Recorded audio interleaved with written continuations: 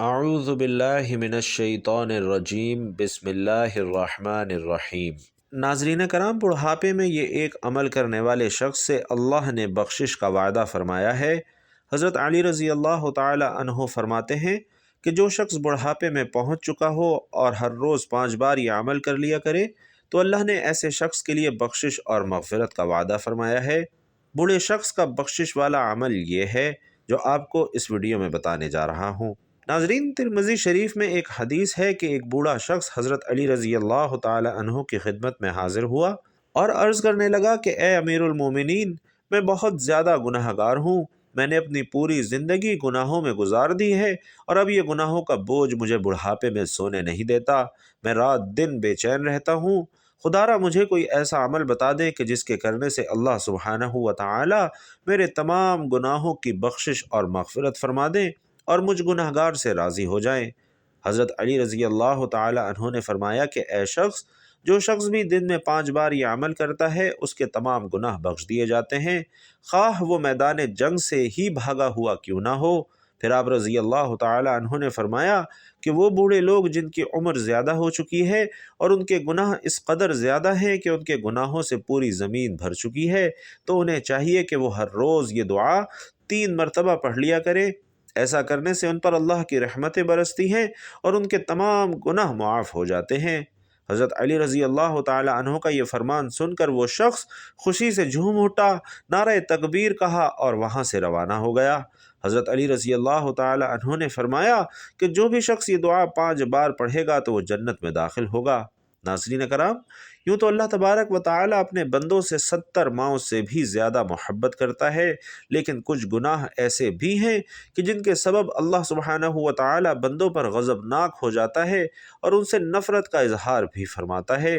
یاد رکھیے کہ جس شخص سے اللہ نفرت اور ناپسندیدگی کا اظہار فرماتا ہے تو پھر ایسے شخص کی دنیا اور آخرت دونوں تباہ اور برباد ہو جاتی ہیں۔ ہمارے نبی کریم صلی اللہ علیہ وسلم فرماتے ہیں کہ 4 شخص ایسے ہیں کہ جن سے اللہ تبارک و تعالی قیامت کے دن نہ بات فرمائیں گے اور نہ ہی انہیں پاک کریں گے اور نہ ہی ان کی طرف رحمت سے دیکھیں گے، اور ایسے لوگوں کے لیے دردناک عذاب ہوگا۔ اللہ اکبر کبیرہ۔ ناظرین، انسان کی زندگی مختلف ادوار میں گزرتی ہے اور اس کے جسم کے اندر مختلف کیفیات ظاہر ہوتی ہیں، اور ان تمام کیفیات کی ابتدا تراب یعنی مٹی سے ہوتی ہے۔ پھر یہ مٹی نبات کی شکل میں ڈھل جاتی ہے اور سبزہ اس کی غذا بنتا ہے، اور غذا خون بناتی ہے اور پھر نطفہ بناتی ہے۔ پھر یہی نطفہ رحم مادر میں جا کے علقمہ جمع ہوا خون بن جاتا ہے۔ دوسرے مرحلے میں مضغہ گوشت کی بوٹی بن جاتا ہے۔ پھر اس کو ہڈیاں پہنائی جاتی ہیں اور اس میں روح ڈالی جاتی ہے، اور جب ماں کے پیٹ میں بچے کی شکل مکمل ہو جاتی ہے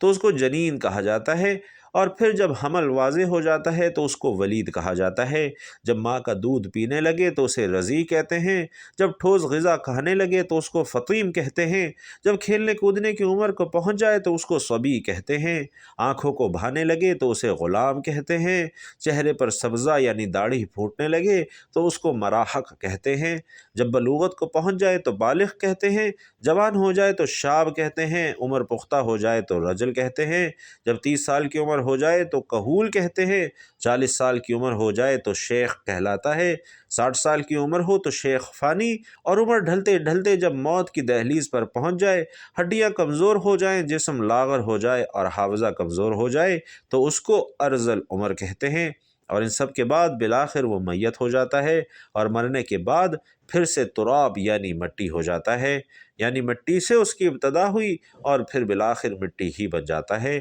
لہٰذا ایک انسان کی عمر کا کارآمد حصہ وہ ہوتا ہے کہ جب وہ جوان ہوتا ہے، اور عمر کے اس حصے کی قدر کرنی چاہیے اور اس عمر میں زیادہ سے زیادہ نیکیاں کرنی چاہیے۔ ایک حدیث میں نبی کریم صلی اللہ علیہ وسلم فرماتے ہیں کہ 5 چیزوں کو 5 چیزوں سے پہلے غنیمت جانو: اپنی موت کو زندگی آنے سے پہلے، اپنی فراغت کو مشغول ہونے سے پہلے، اپنی خوشحالی کو تنگ دستی سے پہلے، اپنی جوانی کو اپنے بڑھاپے سے پہلے، اور اپنی صحت کو اپنی بیماری سے پہلے۔ اور حضرت انس بن مالک رضی اللہ تعالی عنہ سے روایت ہے کہ رسول علیہ الصلاۃ والسلام نے فرمایا کہ بچہ جب تک بالغ نہیں ہوتا اس کے نیک عمل اس کے والد یا والدین کے حساب میں لکھے جاتے ہیں، لیکن جو کوئی بچہ برا عمل کرے تو نہ اس کے حساب میں لکھا جاتا ہے نہ ہی اس کے والدین کے حساب میں لکھا جاتا ہے۔ پھر جب وہ بالغ ہو جائے تو قلم اس کے لیے جاری ہو جاتا ہے، اور 2 فرشتے جو اس کے ساتھ رہنے والے ہیں انہیں قلم دے دیا جاتا ہے کہ اس کی حفاظت کرے اور قوت باہم پہنچائے۔ جب حالت اسلام میں 40 سال تک پہنچ جاتا ہے تو اللہ اس کو 3 قسم کی بیماریوں جنون، جذام اور برس سے محفوظ کر دیتے ہیں۔ جب 50 سال کی عمر کو پہنچتا ہے تو اللہ اس کا حساب ہلکا کر دیتے ہیں۔ جب 60 سال کو پہنچتا ہے تو اللہ تعالیٰ اس کو اپنی طرف رجوع کرنے کی توفیق عطا فرماتے ہیں۔ 70 سال کو پہنچتا ہے تو سب آسمان والے اس سے محبت کرنے لگتے ہیں، اور جب 80 سال کو پہنچتا ہے تو اللہ تعالیٰ اس کی حسنات کو لکھتے ہیں اور سیئات کو معاف فرما دیتے ہیں۔ پھر جب وہ 90 سال کی عمر کو پہنچتا ہے تو اللہ تعالیٰ اس کے سارے اگلے پچھلے گناہ معاف فرما دیتے ہیں اور اس کو اپنے گھر والوں کے معاملے میں شفاعت کرنے کا حق دے دیتے ہیں، اور اس کی شفاعت قبول فرماتے ہیں، اور اس کا لقب امین اللہ اور اسیر اللہ فی الارض یعنی زمین پر اللہ کا قیدی ہو جاتا ہے، کیونکہ اس عمر تک پہنچ کر عموماً انسان کی قوت ختم ہو جاتی ہے، کسی چیز میں اس کے لیے لذت نہیں رہتی، اور ایک قیدی کی طرح وہ زندگی گزارتا ہے۔ اور جب وہ ایک ارذل عمر تک پہنچ جاتا ہے تو اس کے تمام وہ نیک عمل نامہ اعمال میں برابر لکھے جاتے ہیں جو اپنی صحت و قوت کے زمانے میں وہ کیا کرتا تھا، لیکن اگر اس سے کوئی گناہ ہو جاتا ہے تو وہ نہیں لکھا جاتا۔ حضرت ابوبکر صدیق رضی اللہ تعالی عنہ فرماتے ہیں کہ ایک مرتبہ ایک شخص نبی کریم صلی اللہ علیہ وسلم کی خدمت میں حاضر ہوا اور کہنے لگا، یا رسول اللہ، ہم میں سے کون سا بندہ بہتر ہے؟ آپ صلی اللہ علیہ وسلم نے فرمایا کہ جو بندہ بڑھاپے کو پہنچ گیا اور اس کی نیکیاں بہت زیادہ ہیں تو وہ سب سے بہتر ہے۔ اس نے پھر دریافت کیا کہ یا رسول اللہ، سب سے برا شخص کون سا ہے؟ تو آپ صلی اللہ علیہ وسلم نے فرمایا کہ جو شخص بڑھاپے میں پہنچا اور اس کے گناہ بہت زیادہ ہیں۔ حضرت ابن مسعود رضی اللہ تعالی عنہ بیان کرتے ہیں کہ آقا دو جہاں صلی اللہ علیہ وسلم نے فرمایا کہ ابن آدم قیامت کے دن اس وقت تک اپنے رب کے سامنے سے قدم نہیں ہٹا سکے گا جب تک کہ اس سے 5 چیزوں کے بارے میں سوال نہ کر لیا جائے، اور ان میں سے چند یہ ہیں کہ اس نے اپنی عمر کس چیز میں فنا کی، اس نے اپنی جوانی کو کن کاموں میں بوسیدہ کیا، اور اس نے اپنے علم کے مطابق عمل کیا کیا۔ بھائیوں اور بہنوں، ایک مسلمان کے لیے عمر کا ہر ایک حصہ اللہ کی نعمت اور بیش بہا عطا ہے، لیکن ہمیں ارذل عمر سے پناہ مانگنی چاہیے۔ اللہ تعالیٰ نے قرآن پاک میں ارشاد فرمایا ہے، اور اللہ نے تم کو پیدا کیا اور پھر وہی تم کو وفات دے گا، اور تم میں سے بعض کو ارذل یعنی ناکارہ عمر کی طرف لوٹا دیا جاتا ہے تاکہ انجام کار وہ حصول علم کے بعد کچھ نہ جان سکے۔ حضرت سعد رضی اللہ تعالی عنہ بیان کرتے ہیں کہ حضور صلی اللہ علیہ وسلم نمازوں کے بعد ان چیزوں سے پناہ طلب کیا کرتے تھے کہ اے اللہ، میں بزدلی سے تیری پناہ میں آتا ہوں، اور اس سے تیری پناہ میں آتا ہوں کہ مجھے ارذل عمر کی طرف لوٹا دیا جائے، اور میں عذاب قبر سے تیری پناہ میں آتا ہوں۔ تو ناظرین، اس حدیث سے صاف واضح ہے کہ آپ صلی اللہ علیہ وسلم نے ارذل یعنی ناکارہ عمر سے اللہ کی پناہ مانگی ہے، اور جان لیتے ہیں کہ ارذل عمر ہے کیا۔ علامہ عینی لکھتے ہیں کہ ارذل عمر سے مراد یہ ہے کہ انسان اس قدر بوڑھا ہو جائے کہ کمزور ہو کر اپنے بچپن کی ابتدائی حالت میں واپس لوٹ جائے، اس کی سماعت اور بصارت کمزور ہو جائے، اس کی عقل کام نہ کرے اور سمجھ میں کوئی بات نہ آئے، وہ فرائض کو ادا نہ کرنے کے ساتھ ساتھ اپنے ذاتی کام بھی نہ کر سکے، اپنی پاکیزگی اور صفائی کا خیال بھی نہ رکھ سکے، اور اپنے گھر والوں پر بوجھ ہو جائے اور وہ اس کی موت کی تمنا کرنے لگیں۔ اگر اس شخص کا گھر بار نہ ہو اور وہ بالکل تنہا ہو تو اس سے بڑی اور کیا مصیبت ہوگی۔ اللہ تعالیٰ ایسی عمر سے ہم سب کو محفوظ فرمائے۔ ناظرین، یہ عام لوگوں کا حال ہے کہ 40 سال کی عمر کے بعد ان کا انحطاط شروع ہو جاتا ہے، ان کے اعصاب کمزور ہو جاتے ہیں، اور جن لوگوں پر اللہ کا خصوصی کرم ہوتا ہے جیسے علماء اور اولیاء اللہ، وہ 60 سال کے بعد بھی مضبوط اور توانا ہی رہتے ہیں اور ان کے حواس بھی قائم رہتے ہیں۔ حضرت عطا نے حضرت ابن عباس رضی اللہ تعالی عنہ سے روایت کیا ہے کہ سورۃ النحل کی آیت میں ارذل عمر کا جو تذکرہ ہے وہ مسلمانوں کے لیے نہیں ہے، کیونکہ مسلمان کی عمر جس قدر زیادہ ہو جاتی ہے اللہ سبحانہ و تعالی کے نزدیک اس کی عزت اور کرامت بڑھتی جاتی ہے اور اس کی عقل و معرفت بھی زیادہ ہو جاتی ہے۔ اور حضرت اکرمہ نے کہا کہ جو قرآن پاک کی تلاوت کرتا رہتا ہے وہ ارذل عمر کی طرف نہیں لوٹایا جاتا۔ ایک مرتبہ ایک شخص حضرت علی رضی اللہ تعالی عنہ کی خدمت میں حاضر ہوتا ہے اور ان سے سوال کرتا ہے، کہتا ہے کہ میرے بال سفید ہوتے جا رہے ہیں، اس کا کیا مقصد ہے؟ حضرت علی رضی اللہ تعالی عنہ نے فرمایا کہ جب حضرت آدم علیہ السلام زمین پر آئے اور بوڑھے ہونے لگے تو ان کے بال بھی سفید ہونے لگے، اور جب پہلی مرتبہ حضرت آدم علیہ السلام نے اپنے بالوں کو سفید ہوتے دیکھا تو اللہ سبحانہ و تعالی سے عرض کی کہ اے اللہ میرے بال کیوں سفید ہو رہے ہیں؟ اللہ تعالیٰ نے فرمایا کہ بالوں کا سفید ہونا بڑھاپے، بزرگی اور تجربات میں فراوانی کی طرف اشارہ ہے، اور انسان کا بوڑھا ہونا انسان کو نفسانی خواہشات سے دور کرتا ہے اور اس بات کو واضح کرتا ہے کہ اس شخص کے پاس زندگی میں تجربات ہیں جن سے مشورہ لے کر آپ اپنے فیصلوں کو بہتر بنا سکتے ہیں۔ اس لیے اللہ بوڑھوں کے مشورے زیادہ پسند فرماتا ہے، یعنی کہ بوڑھوں کے پاس جو تجربات ہوتے ہیں تو وہ اچھا مشورہ دے سکتے ہیں۔ ناظرین کرام، بہت سی کتب احادیث میں پیارے نبی صلی اللہ علیہ وسلم کا فرمان عالی شان ہے کہ 4 شخص ایسے ہیں کہ جن سے اللہ تبارک و تعالی قیامت کے دن نہ بات کریں گے، نہ ہی انہیں پاک کریں گے اور نہ ہی ان کی طرف رحمت سے دیکھیں گے، اور ایسے لوگوں کے لیے دردناک عذاب ہوگا۔ پہلا وہ جو قسمیں اٹھا کر مال فروخت کرنے والا ہو۔ تو ناظرین، جو شخص اپنا مال فروخت کرتے وقت کثرت سے قسمیں اٹھائے، خواہ وہ سچی ہوں یا جھوٹی ہوں، اللہ تبارک و تعالی اس سے نفرت کرتا ہے۔ اور حضرت ابو ہریرہ رضی اللہ تعالی عنہ سے روایت ہے، فرماتے ہیں کہ میں نے رسول علیہ السلام کو فرماتے ہوئے سنا کہ قسم کھانا سامان تجارت کی فروخت کا ذریعہ تو ہے مگر اس سے برکت ختم ہو جاتی ہے۔ نبی کریم صلی اللہ علیہ وسلم قسم کھانے کو معمولی سمجھنے اور سامان تجارت کو بیچنے اور کمائی کرنے کی خاطر کثرت سے قسم کھانے سے ڈرا رہے ہیں، اس لیے کہ بائع جب کسی مسلمان پر جھوٹی قسم کھاتا ہے تو خریدنے والا اس قسم کھانے کے سبب اسے اپنی قسم میں سچا سمجھتے ہوئے اس سامان کو زائد قیمت پر بھی خرید لیتا ہے، اور اس کی پاداش میں اس کی کمائی سے برکت ختم کر دی جاتی ہے، بلکہ ہو سکتا ہے کہ منافع کے ساتھ ساتھ حقیقی قیمت بھی ضائع ہو جائے۔ یقیناً جو کچھ اللہ کے پاس ہے اسے اس کی نافرمانی کے ذریعے حاصل نہیں کیا جا سکتا۔ بکثرت قسم کھانا اللہ تبارک و تعالی کی تعظیم میں کمی کرتی ہے، جو کہ توحید کے بھی منافی ہے، اور حدیث کی شرح سے یہ بات ثابت ہے کہ انسان کی تقدیر میں جو کچھ لکھا ہو اسے اس پر راضی برضا رہنا چاہیے، اور غیر اسلامی حیلے بہانے کر کے اور جھوٹی قسمیں اٹھا کر اپنے مال کو فروخت نہیں کرنا چاہیے۔ جھوٹی قسم کھانا تو ویسے بھی گناہ کبیرہ ہے، لیکن علماء کے نزدیک اس بات کی گنجائش بہرحال موجود ہے کہ کبھی مشکل وقت آ جائے تو سچی قسم کھانے کی ممانعت نہیں ہے، لیکن بہرحال قسم سچی ہو یا جھوٹی ہو اسے اپنی عادت بنا لینا بھی خلاف شرعی عمل ہے۔ ناظرین، دوسرا شخص متکبر فقیر یعنی ایسا فقیر ہے جس کے پاس ہے بھی کچھ نہیں، لیکن وہ لوگوں کو بڑھا چڑھا کر بتاتا ہے کہ میرے پاس یہ بھی ہے اور فلاں چیز بھی ہے، یعنی ایک تو فقیر اور کنگال ہو اور دوسروں کا دست نگر اور محتاج ہو، اور اوپر سے تکبر کر کے اپنی جھوٹی برتری ظاہر کرتا ہو، تو اللہ تبارک و تعالی کو یہ بات ہرگز پسند نہیں ہے۔ اللہ تبارک و تعالی تو کسی مالدار اور غنی شخص کا تکبر کرنا بھی پسند نہیں فرماتا،